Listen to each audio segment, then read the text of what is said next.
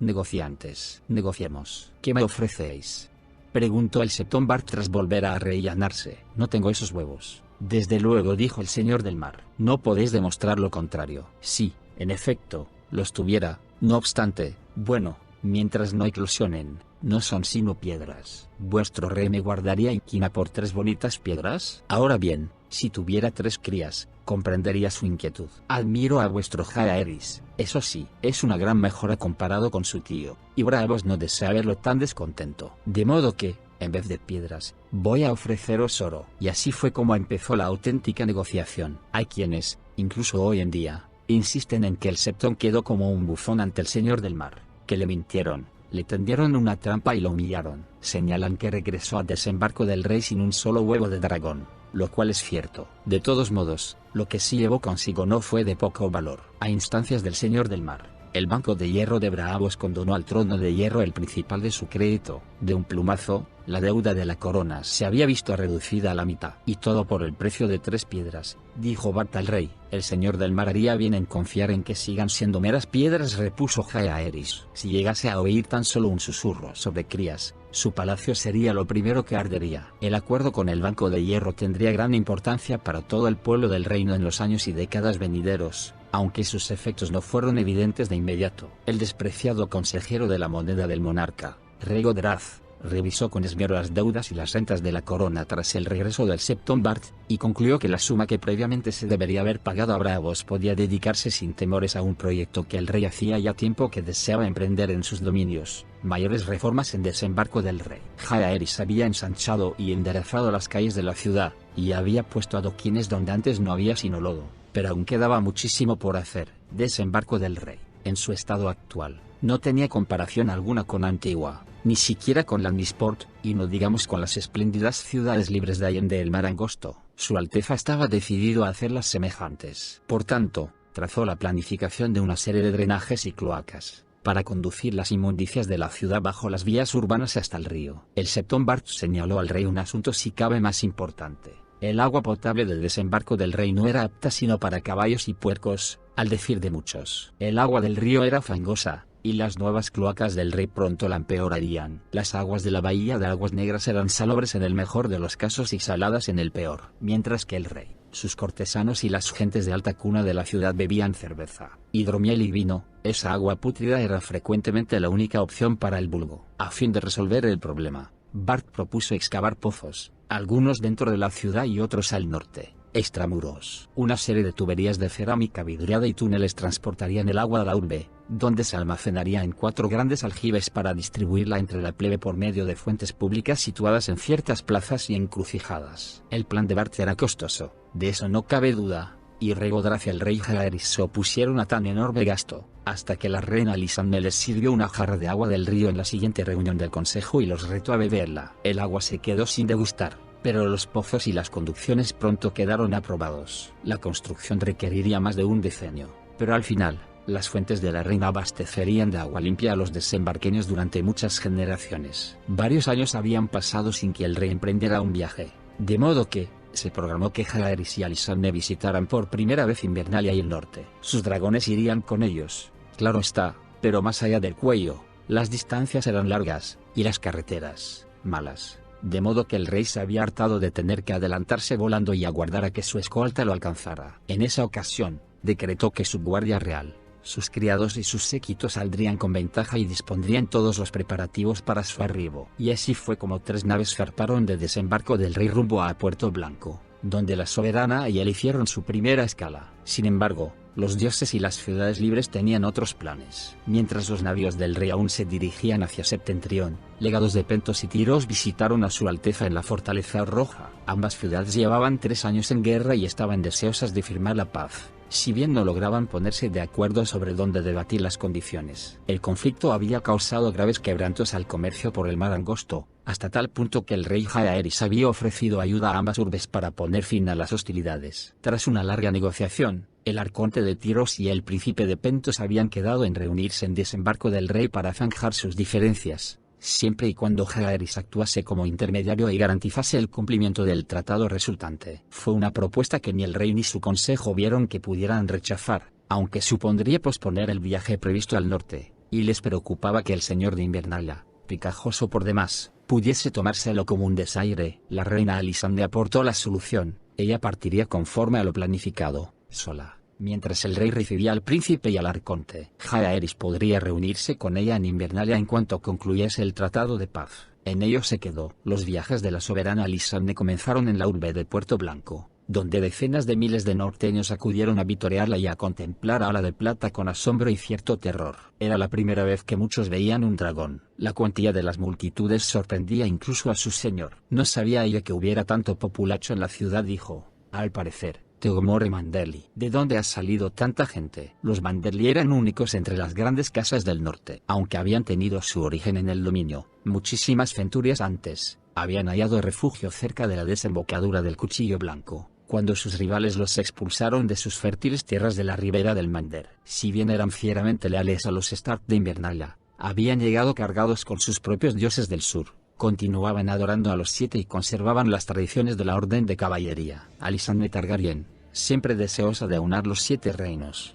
vio una oportunidad en la numerosísima familia de Lord Teomore y pronto comenzó a concertar matrimonios. Cuando se marchó, 2 de sus damas de compañía ya se habían prometido con los hijos menores del señor, y una tercera, con un sobrino, la hija mayor y 3 sobrinas de Lord Manderly. En el entretanto, se habían sumado a la corte de la reina, con el acuerdo de acompañarla al sur y ahí prometerse con señores y caballeros idóneos de la corte del rey. Lord Manderly agasajó muy ricamente a la reina. En el banquete de bienvenida se asó un duro entero, y una hija suya, Jessamine, sirvió de copera a la monarca, rellenándole la jarra de recia cerveza norteña, que la reina declaró mejor que ningún vino que hubiera catado jamás. Manderly también celebró un pequeño torneo en honor a la reina, a fin de hacer gala de las proezas de sus caballeros. Uno de los combatientes, si bien no era caballero, resultó ser una mujer, una joven salvaje capturada por los exploradores al norte del muro y entregada al cuidado de un caballero de la casa de Lord Manderly. Deleitada por la osadía de la moza, Alisande mandó llamar a su escudo juramentado,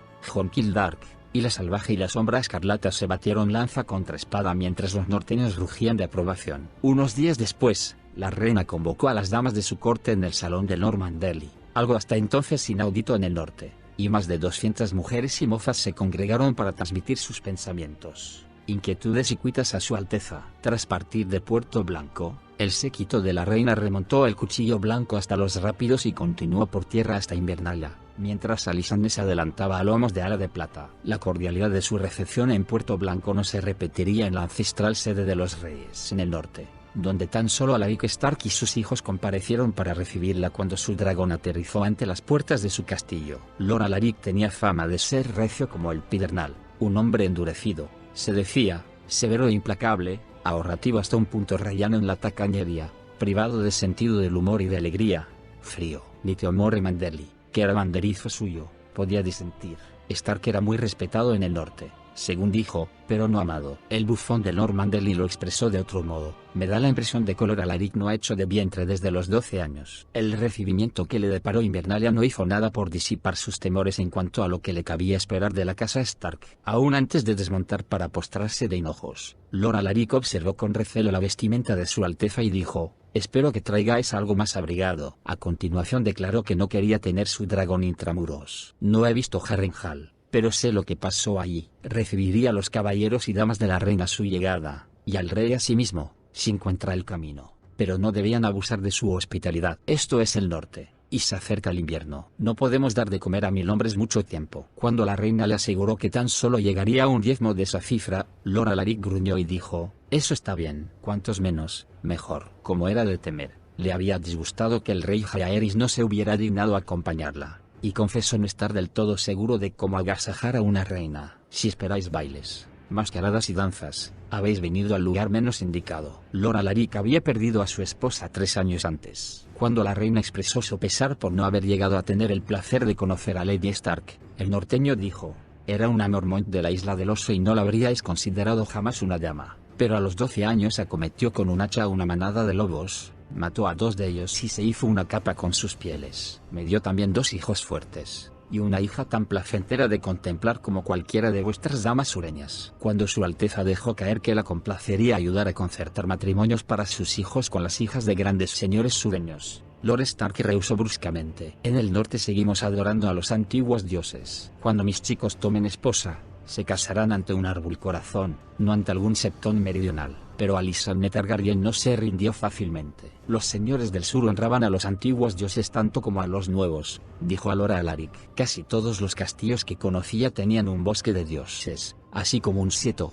e incluso había ciertas casas que jamás habían aceptado a los 7, no más que los norteños. Ante todo, los Blackwall de las tierras de los ríos, y quizá al menos una decena más. Incluso un señor tan adusto y pétreo como Alaric Stark se halló indefenso ante el terco encanto de la reina Alysanne. Concedió pensarse lo que le había dicho y tratar el asunto con sus hijos. Cuanto más se prolongaba la estancia de la reina, más encariñado con ella se sentía Lord Alaric, y con el tiempo, Alysanne acabó por comprender que no todo cuanto le habían dicho sobre él era cierto. Era cauto con los gastos, pero no rácano, no carecía de sentido del humor, si bien el suyo era bien particular, afilado como un puñal. Sus hijos y las gentes de Invernalia parecían tenerlo en alta estima. Cuando se fundió el hielo inicial, llevó a la reina a una cacería de alces y jabalíes en el bosque de los lobos, le mostró la osamenta de un gigante y le permitió hurgar a placer en la modesta biblioteca de su castillo. Incluso tuvo a bien aproximarse a la de plata, aunque prudentemente. Las mujeres de Invernalia cayeron asimismo cautivadas por el encanto de la soberana en cuanto llegaron a conocerla. Su Alteza intimó especialmente con Alarra, la hija de Lord Alaric. Cuando el resto de la comitiva de la reina se presentó por fin a las puertas del castillo,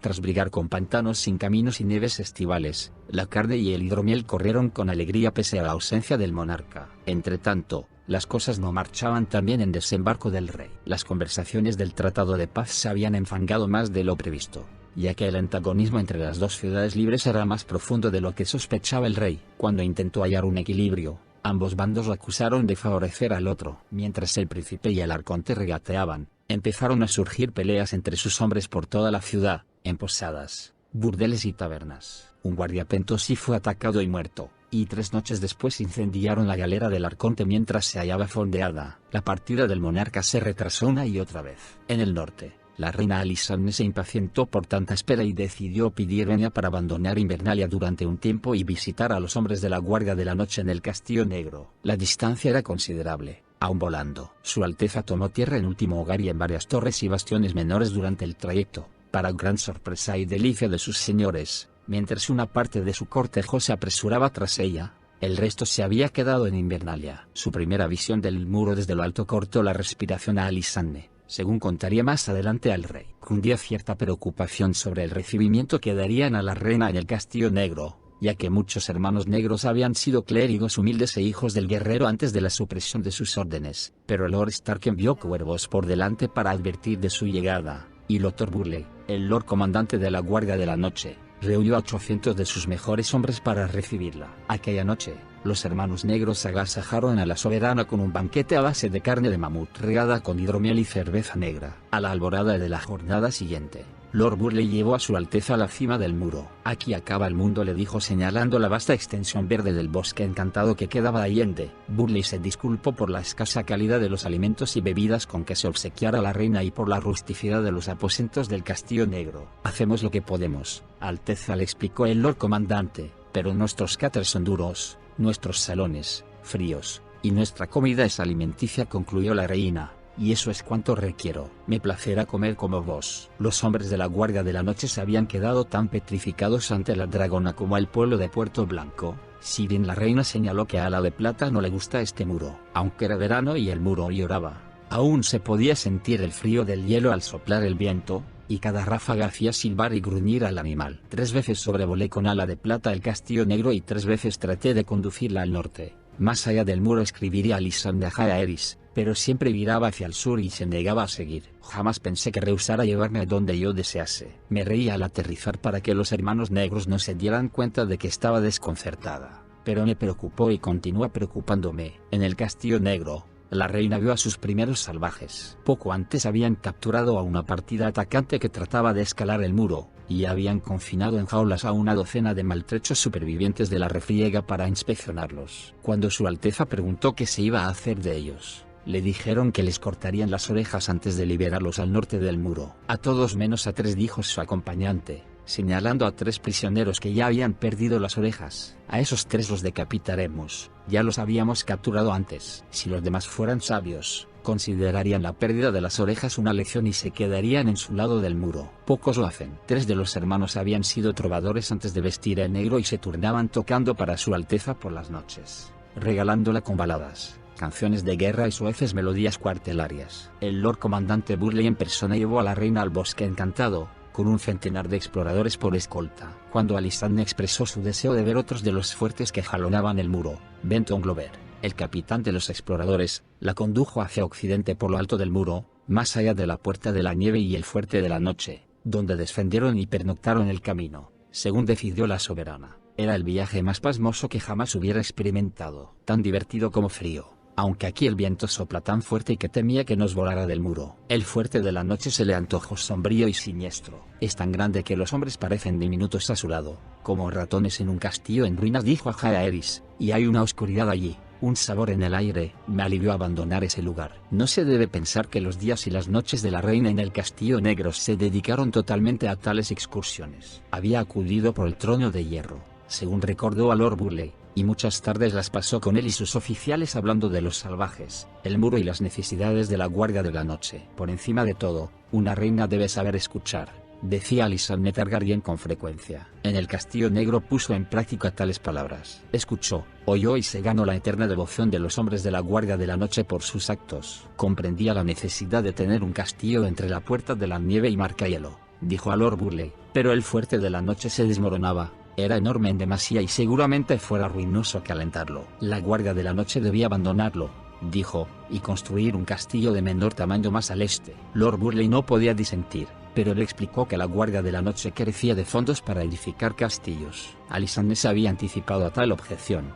Ella misma sufragaría los gastos de la construcción, y prometió donar sus joyas para cubrirlos. Tengo muchísimas joyas, dijo. Se tardarían 8 años en erigir el nuevo castillo, que llevaría el nombre de Lago Hondo. Junto a su nave principal se sigue viendo una estatua de Alysanne Targaryen hoy en día. El Fuerte de la Noche se abandonó y antes de completarse el Lago Hondo, tal como la reina había deseado. El Lord Comandante Burleigh también rebautizó el castillo de la Puerta de la Nieve como Puerta de la Reina, en su honor. La reina Alysanne anhelaba asimismo escuchar a las mujeres del norte. Cuando Lord Burleigh le dijo que no había mujeres en el muro, insistió, hasta que, al fin, con gran reticencia, la escoltaron a una aldea, al sur del muro, a la que los hermanos negros llamaban Villa Topo. Ahí hallaría mujeres, le dijo, si bien en su mayoría serían prostitutas. Los hombres de la Guardia de la Noche no tomaban esposa, le explicó, pero no dejaban de ser hombres, de modo que sentían ciertas urgencias. La reina Alysanne afirmó que no le importaba, de modo que acabó celebrando audiencias de mujeres entre las putas de Villa Topo.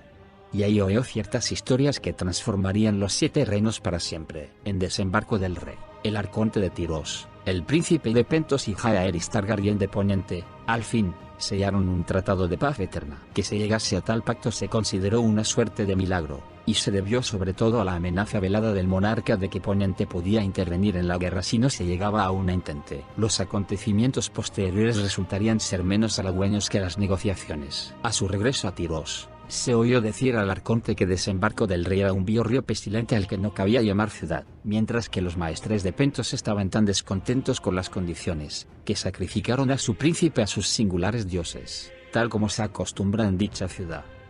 Fue entonces cuando tuvo libertad el rey Jaehaerys para volar al norte a lomos de Vermitor. La reina y él se reunieron en Invernalia tras medio año de separación. La estancia del soberano en Invernalia comenzó con un suceso de mal agüero. A su arribo, Alaric Stark lo condujo a las criptas que hay bajo el castillo a fin de mostrarle la tumba de su hermano. Walton yace aquí en la oscuridad, en no poca medida por causa vuestra. Estrellas y espadas, los residuos de vuestros 7 dioses, ¿para qué los queremos? Sin embargo, nos los enviasteis al muro por centenares, sino por millares, tantos que la Guardia de la Noche se las veía y se las deseaba para darles de comer. Y cuando se revelaron los peores de los perjuros que nos habíais enviado, a mi hermano le costó la vida reprimirlos.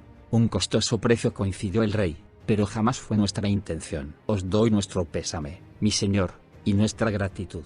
Preferiré a conservar a mi hermano, replicó Lord Alaric acremente. Lord Stark y el rey Jaehaerys jamás serían amigos íntimos, ya que la sombra de Walton Stark se interpuso entre ellos hasta el final. Tan solo gracias a los buenos oficios de la reina Alysanne se halló un acuerdo. Había visitado el agasajo de Brandon, las tierras del sur del muro que Brandon el constructor había concedido a la Guardia de la Noche a modo de apoyo y fuente de sustento. No basta, dijo el rey. Las tierras son someras y pedregosas, los cerros están despoblados. La Guardia anda corta de fondos, y cuando llegue el invierno también andará corta de víveres. La solución que propuso fue un nuevo agasajo, una franja de terreno situada al sur del agasajo de Brandon.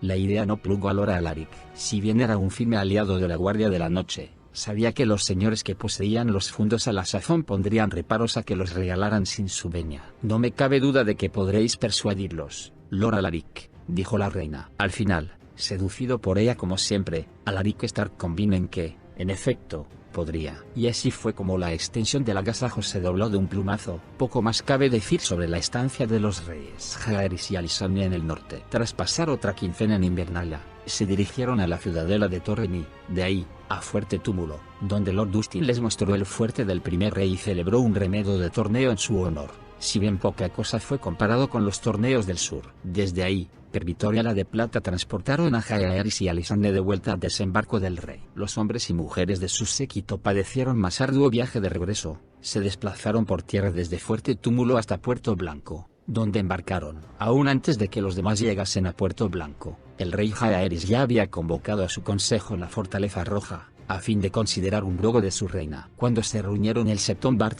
el gran maestre Benifer y los demás, Alysanne les habló de su visita al muro y de la jornada que había pasado con las putas y las mujeres caídas en desgracia de Villa Topo. Hay una joven ahí, dijo la reina, no mayor de lo que soy yo ahora que comparezco ante vosotros. Una chica bella, pero no, creo yo, tanto como lo fue antes. Su padre era herrero, y cuando era una doncella de 14 años la entregó en matrimonio a su aprendiz. Estaba encariñada con el mozo, y él con ella, así que se casaron debidamente. Pero poco después de pronunciar sus votos, su señor se presentó en el casorio con su hueste para reclamar el derecho de pernada. Se la llevó a su torre y gozó de ella, y a la mañana siguiente, sus hombres se la devolvieron a su esposo. Pero su doncellez se había disipado, junto con cualquier amor que hubiera podido profesarle el joven aprendiz. Como no podía alzar la mano contra su señor a riesgo de su vida, la alzó contra su mujer. Cuando se hizo patente que estaba encinta del señor, la hizo abortar de una paliza. Desde aquel día, jamás la llamó nada más que puta, hasta que la joven decidió que ya que la llamaban así,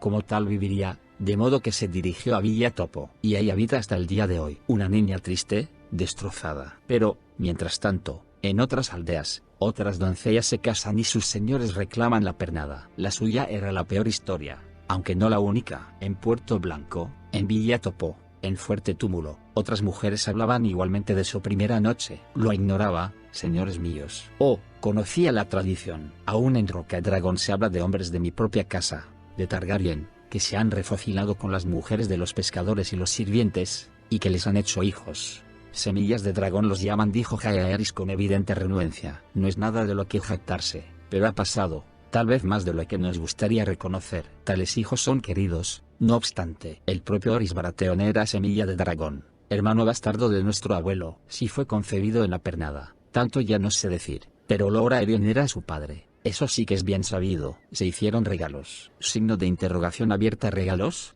repitió la reina con afilada voz de escarnio. No veo honor alguno en nada de esto. Sabía que tales cosas ocurrían hace centenares de años, lo confieso, pero jamás pensé que la costumbre perdurase tan arraigadamente. Quizá no quisiera saberlo. Había cerrado los ojos, pero me los abrió aquella pobre chica de Villa Topo. Nada menos que el derecho de pernada. Alteza, mis señores, ya es hora de poner fin a esto. Os lo imploro. Cayó el silencio tras hablar la reina. Según nos narra el gran maestre Benifer, los señores del consejo privado se removieron inquietos en sus asientos y cruzaron miradas hasta que, al fin, habló el propio rey, con simpatía y reticencia al tiempo. Lo que proponía la soberana sería difícil, dijo. Los señores se tornaban problemáticos cuando los reyes comenzaban a arrebatarles cosas que consideraban que les pertenecían por derecho propio, sus tierras, su oro, sus derechos. Signo de interrogación abierta. ¿A sus recién casadas?, concluyó Alysanne. Recuerdo nuestros esponsales, mi señor. Si hubiera sido herrero y yo la bandera,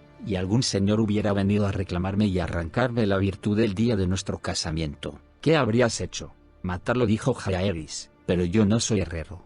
He dicho si hubieras sido, insistió la reina. Un herrero no deja de ser un hombre, ¿verdad que no? ¿Qué hombre, salvo un cobarde, se quedaría de brazos cruzados mientras otro se beneficia a su mujer? No queremos que los herreros maten nobles, desde luego.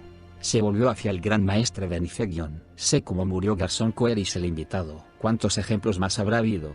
Más de los que querría reconoceros, concedió Benifer. No suele hablarse de ello por miedo a que otros hombres hagan lo mismo, pero la pernada es una ofensa contra la paz del rey, concluyó la reina. No solo contra la Virgen, sino también contra su esposo. Y la mujer del Señor, no lo olvidemos. ¿Qué hacen esas damas de alta cuna mientras sus consortes andan por ahí desflorando doncellas? ¿Cosen? ¿Cantan? ¿Rezan? De serio, os rogaría que mi señor esposo se cayese del caballo y se rompiera el pescuezo al volver a casa. El rey Jaehaerys sonrió ante aquello, pero estaba claro que cada vez se encontraba más incómodo.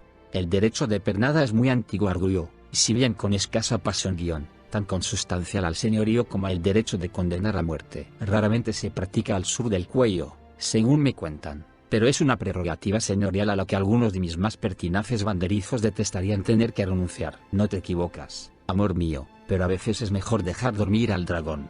Nosotros somos los dragones durmientes, contraatacó la reina. Esos señores a los que les place la pernada son perros. ¿Por qué deben saciar su lujuria con doncellas que acaban de jurar su amor a otro hombre? ¿Es que ellos carecen de esposa? ¿No hay meretrices en sus dominios? ¿Acaso han perdido el uso de las manos? El justicia mayor, Lord Alvin Massey, habló a continuación en los siguientes términos. El derecho de pernada no se basa tan solo en la lujuria, Alteza. Es una práctica ancestral, más antigua que los sándalos, más antigua que la fe. Se remonta a la era del amanecer, de ello no me cabe duda. Los primeros hombres eran un pueblo salvaje y, como los salvajes de Allende el Muro, se regían tan solo por la fuerza. Sus señores y reyes eran guerreros, hombres poderosos y héroes, y querían que sus hijos fueran iguales. Si un caudillo decidía plantar su semilla en una virgen en su noche de bodas, se consideraba una suerte de bendición. Y si un niño salía de tal acoplamiento, tanto mejor. El marido podía entonces tener el honor de criar al hijo de un héroe como si fuera propio.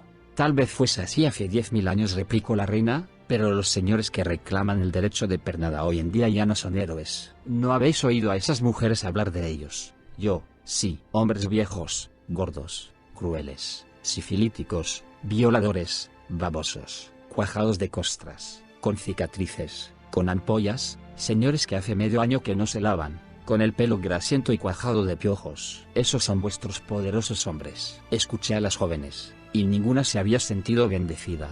Los ándalos jamás practicaron la pernada en Andalia, dijo el gran maestre Benifer. Cuando llegaron a Poniente y aniquilaron los reinos de los primeros hombres, se encontraron con tales tradiciones institucionalizadas y decidieron conservarlas, tal como hicieron con los bosques de dioses. Después tomó la palabra el Septon Bart, volviéndose hacia el rey. Si se me permite la osadía, creo que Su Alteza la Soberana tiene razón. Los primeros hombres hallarían un propósito en tal rito, pero los primeros hombres combatían con espadas broncíneas y regaban con sangre sus arcianos. No somos tales hombres y ya va siendo hora de atajar tales males, que se interponen ante el ideal de caballerosidad. Nuestros caballeros juran proteger la inocencia de las doncellas, salvo si el señor a quien sirven desea deshonrar a alguna. Al parecer, pronunciamos nuestros votos matrimoniales ante el padre y la madre, prometiendo fidelidad hasta que el desconocido nos separe, y en ningún pasaje de la Estrella de 7 puntas se dice que esas promesas no recen para los señores. No andáis errado, Alteza. Ciertos señores seguramente fruncirán el ceño, sobre todo en el norte, pero todas las vírgenes nos lo agradecerán, así como todos los esposos, padres y madres, tal como ha dicho la reina. Sé que los fieles quedarán complacidos. Su altísima santidad hará oír su voz, no lo dudo. Cuando Bart acabó de hablar, Jaehaerys Targaryen alzó las manos. Sé cuando estoy derrotado. Muy bien, que así se haga. Y así fue como se promulgó la segunda de las que la plebe denominó leyes de la reina Lisanne, la abolición del ancestral derecho de pernada de los señores. En adelante, según se decretó, la virtud de una doncella recién casada pertenecería exclusivamente a su marido, ya se uniesen ante un septón o ante un árbol corazón, y cualquier otro hombre, ya noble, ya plebeyo, que la tomase en su noche de bodas o cualquier otra noche sería culpable del delito de violación. A punto de concluir el 58º año desde la conquista de Aegon, el rey Jaehaerys celebró el 10º aniversario de su coronación en el septo estrellado de Antigua. Hacía mucho que no existía el mozo imberbe a quien había coronado el septón supremo. Lo había sustituido un hombre de 24 años que era un soberano de los pies a la cabeza. La rala barbita y el bigote que lucía al comienzo de su reinado se habían transformado en unas hermosas barbas doradas con destellos de plata. Los luengos cabellos los llevaba recogidos en una espesa trenza que le caía casi hasta la cintura. Jaehaerys, alto y apuesto,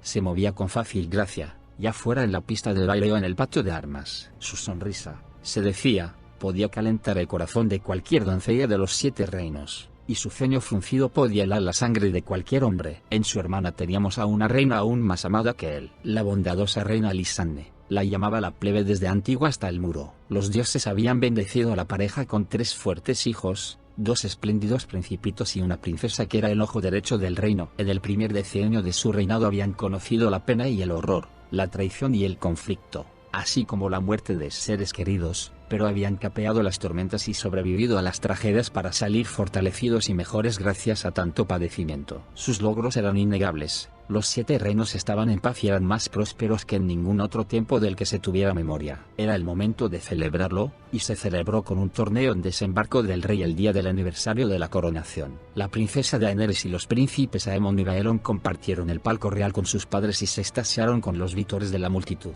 En el campo, el plato fuerte de las competiciones fue el lucimiento de Ser Riam Redwine, el Benjamín de Norman Free Redwine del Rejo, Lord Almirante y consejero naval de Jaehaerys. En sucesivos combates, Ser Riam descabalgó a Ronald Baratheon, Arthur Oakheart, Simon Dondarrion, Arisog, Bulgo, Jarrete de Jamón, y a 2 caballeros de la Guardia Real, Lorence Roxton y Lucamore Strong. Cuando el galante mozo se aproximó al trote al palco regio y coronó a la bondadosa reina Lisanne como su reina del amor y la belleza, el común rugió de aprobación. Las hojas de los árboles ya habían comenzado a tornarse bermejas, anaranjadas y doradas, y las damas de la corte llevaban vestidos a juego. En el banquete que siguió al final del torneo, Lord Rogar Baratheon compareció con sus hijos Boremund y Jocelyn, a quienes los monarcas abrazaron cariñosamente. Señores de todo el reino acudieron a la celebración: Lyman Lannister de Roca Castelli, Daemon Velaryon de Marca Deriva, Prentice Tully de Aguas Dulces, Roderick Arryn del Valle e incluso los señores Rowan y Oakheart,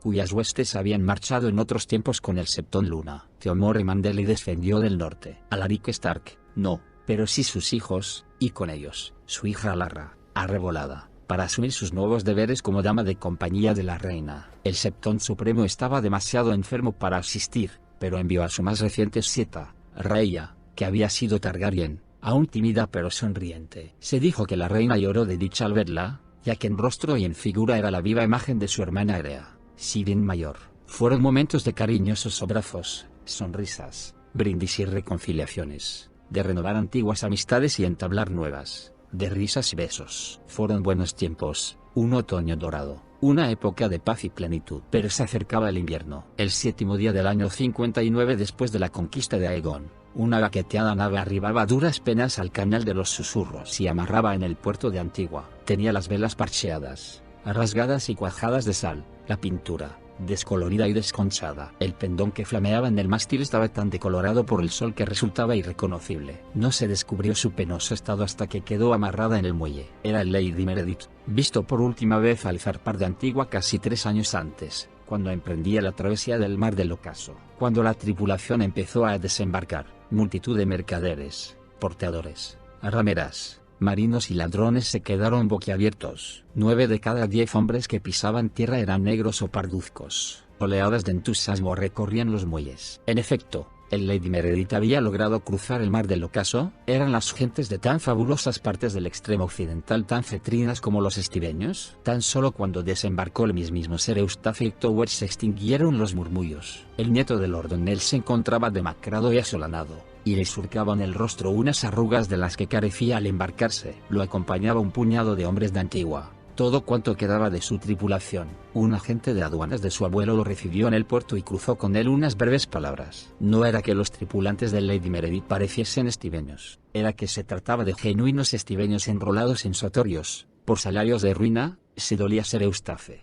para sustituir a sus hombres perdidos. El capitán dijo que requeriría estibadores. Llevaba las bodegas repletas de ricas mercancías, aunque no procedentes de las tierras de allende el mar del ocaso. Aquello era un sueño, declaró. Enseguida se presentaron los caballeros de Lord O'Neill con orden de escoltarlo a Torre Alta. Allí, en el salón ceremonial de su abuelo, con una copa de vino en la mano, Ser Eustace Tower narró su historia. Los escribanos de Lord O'Neill se aprestaron a copiarla a medida que la relataba y, al cabo de unos días, la crónica ya circulaba por todo Poniente a través de mensajeros, bardos y cuervos. La travesía había comenzado tan bien como cabía esperar, explicó Ser Eustace. Tras rebasar el Rejo, Leyer y Colina, a bordo del Busca el Sol, había puesto proa rumbo sur-sur-suroeste en pos de aguas más cálidas y más propicios vientos, y el Lady Meredith y el Luna de Otoño lo habían seguido. El gran bajel Bravo era tan sumamente veloz cuando el viento henchía su velamen, que los Hightower tenían dificultades para seguir su paso. Los 7 nos sonrían al comienzo. Teníamos el sol de día y la luna de noche,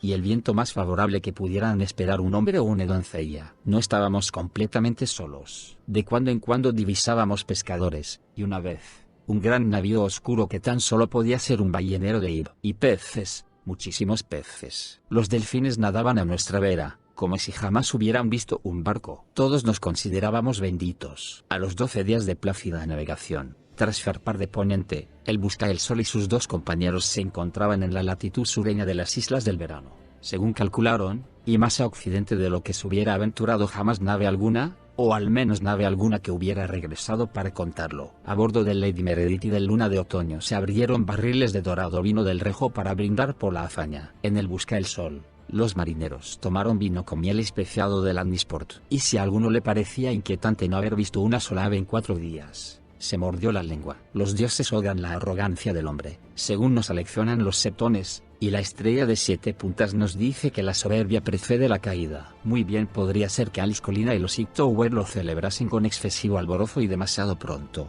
allá en las profundidades oceánicas, pues poco después, la gran travesía comenzó a ir de mal en peor. Lo primero que perdimos fue el viento, declaró Ser Eustace en la corte de su abuelo. Durante casi una quincena no sopló ni una leve brisa, y los navíos tan solo avanzaron hasta donde los remolcamos. Se descubrió que una docena de barriles de carne del Luna de Otoño estaban infestados de gusanos. Un ser bien diminuto en sí, aunque de muy mal agüero. Un día regresó el viento al fin, antes del ocaso, cuando el cielo se tornó rojo sangre, ante su vista. La tripulación se puso a musitar. Les dije que el sino nos sonreía, pero mentí. Antes del amanecer, las estrellas se ocultaron y el viento comenzó a aullar, y entonces se alzó la mar. Aquella fue la primera galerna, dijo Ser Eustace. Otra la siguió 2 días después, y luego una tercera, cada una más violenta que la anterior. Las olas se erguían más altas que los mástiles, y nos rodeaban truenos y relámpagos como jamás había visto, grandes rayos que rasgaban el cielo y abrasaban los ojos. Uno alcanzó el Luna de Otoño y le quebró el mástil de cofa cubierta. En medio de toda aquella insaña, un marinero gritó que había visto unos tentáculos surgidos de las aguas, lo último que necesita oír un capitán. Para entonces habíamos perdido de vista el Busca el Sol y tan solo quedaban el Lady Meredith y el Luna de Otoño. La mar lamía las cubiertas a cada ascenso y descenso, y barría a los hombres lanzándolos por la borda, donde quedaban inanimemente colgados de los cables. Vi irse a pique el Luna de Otoño con mis propios ojos. Estaba delante de mí, quebrado y ardiendo, si bien lejos, cuando de pronto una ola se alzó y lo engulló, y parpadeé y ya no estaba. Así de repentino fue. No fue nada más, una ola monstruosa. Sin embargo, todos mis hombres gritaban Kraken, Kraken, y nada de cuanto pudiera decirles lograba disuadirlos. Jamás sabré cómo sobrevivimos a aquella noche, pero lo logramos. A la mañana siguiente, la mar estaba calma de nuevo, el sol brillaba y el agua era tan azul e inocente que nadie jamás habría imaginado que mi hermano flotaba ahí, muerto como toda su tripulación. El Lady Meredith se encontraba en muy mal estado, con las velas ajadas, los mástiles hastiados y 9 marineros desaparecidos. Rezamos por los perdidos y emprendimos las reparaciones que pudimos, y aquella tarde, el vigía divisó un velamen en la lejanía. Era el Busca el Sol, que volvía por nosotros. Lady Colin había logrado algo más que sobrevivir a la galerna. Había avistado tierra. Los vientos y el mar embravecido que habían apartado su Busca el Sol de los Hightower la habían arrastrado a occidente, y al rayar el alba, su vigía avistó unas aves que trazaban círculos sobre una brumosa cumbre que se alzaba en el horizonte. Lady Alice puso proa hacia ella y se topó con 3 islotes, una montaña flanqueada por 2 colinas. Según su descripción, el Lady Meredith no se encontraba en condiciones de navegar, pero con la ayuda de 3 botes del Busca el Sol que lo remolcaron, consiguió guarecerse al abrigo de las islas. Las 2 sufridas naves se cobijaron frente a las islas durante más de una quincena mientras se reparaban y se reabastecían las bodegas. Lady Alice se sentía triunfante. Había tierras hasta ahora incógnitas más a poniente, unas islas que no constaban en ninguna carta de navegación conocida. Dado que eran 3, las bautizó con los nombres de Aegon, Rhaenys y Visenya. Las ínsulas estaban deshabitadas, pero sus manantiales y arroyos eran abundosos, con que los viajeros pudieron rellenar los barriles con toda el agua dulce precisa. Había jabalíes también, y enormes lagartos grises del tamaño de ciervos, y árboles cargados de frutos secos y carnosos. Tras degustar algunos, Eustace Hightower declaró que no había necesidad de aventurarse más. Y ya es más que suficiente descubrimiento, dijo. Aquí hay especias que nunca he probado, y estas frutas rosas. Tenemos nuestra fortuna aquí, en nuestras manos. Alice Colina se mostraba incrédula. 3 diminutas islas, aunque la mayor tuviera un tercio del tamaño de Roca Dragón,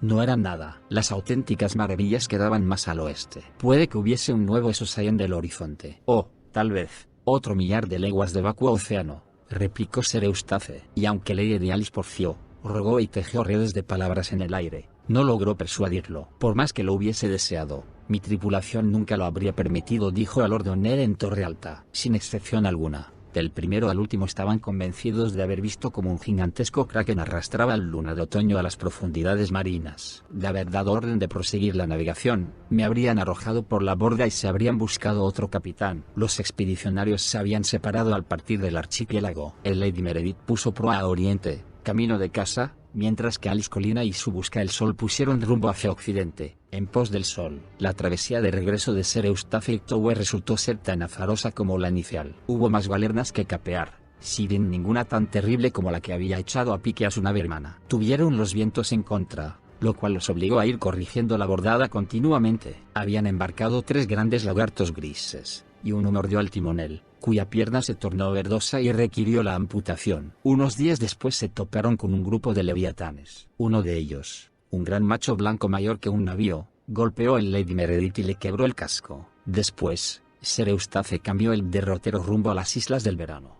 ya que suponía que eran las tierras más próximas. No obstante, se encontraban en latitudes más meridionales de lo que creían y acabaron por no dar con las islas y encontrarse, en cambio, con las costas de Sotorios. Pasamos ahí un año entero, dijo a su abuelo, tratando de dejar el Lady Meredith en buen estado para la navegación, ya que los desperfectos eran más graves de lo esperado. También había allí grandes riquezas, y no dejamos de reparar en ellas. Esmeraldas, oro, especias. Sí, todo eso y más. Extrañas criaturas, monos que caminan como hombres, hombres que aúllan como monos, guibernos, basiliscos, un centenar de variedades de serpientes, mortales todas ellas. Algunos de mis hombres desaparecieron de noche. Los que no habían empezado a morirse, a uno lo picó una mosca, una leve picadura en el cuello, nada que temer. 3 días después se le caía la piel a tiras y sangraba por oídos, polla y culo. Beber agua salada vuelve loco, todo marino lo sabe, pero el agua dulce no es más inocua en aquel lugar. Contiene gusanos, tan pequeños que casi no se ven,